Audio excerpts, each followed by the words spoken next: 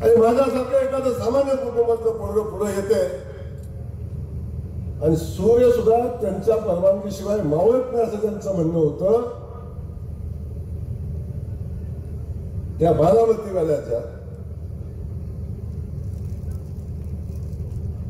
11 आमदार त्यांचे, 8 आमदार त्यांचे, आणि असा समज होता की आम्ही दगड उभा केला तरी निवडून आणू, असा आमचा मान तालुक्याचा इतिहास माहिती आहे आपल्याला. त्या ठिकाणी स्वतः खासदार असताना एक मुलगा येते आणि विधानसभेला उभं राहते, अपक्ष आमदार होते. तेव्हापासून हा संघर्ष सुरू झाला. आमच्या आशीर्वादाशिवाय हे कसं निवडून येऊ शकतं आणि निवडून याचं धाडस कसं करू शकतं, तेव्हापासून उभा राहिलेला हा संघर्ष आहे. आमदार झालो सेठ,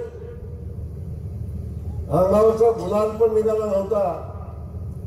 मुंबईत जाऊन काही नेत्यांची गाठभेट झाली. मी दिल्लीला गेलो आणि दिल्लीला गेलो तो मागणं निरोप आला, तुमच्यावर खुनाचा प्रयत्न केल्याचा गुन्हा दाखल झाला आहे. काय गुन्हा दाखल झाला की म्हणे जयकुमार गोरेनं अपक्ष, सत्ता त्यांची, पोलीस अधिकारी त्यांचे, पण माझा आरोप काय झाला की जयकुमार गोरेनं सदाशिव तात्यांचा खून करण्याची सुपारी पोलिसाला दिली, पोलिसांनी फायरिंग केलं.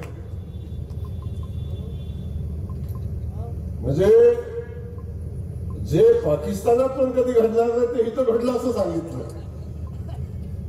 आणि तिथून सुरुवात झाली. 3ऱ्या दिवशी माझ्या खुनाचा प्रयत्न केल्याचा गुन्हा दाखल झाला.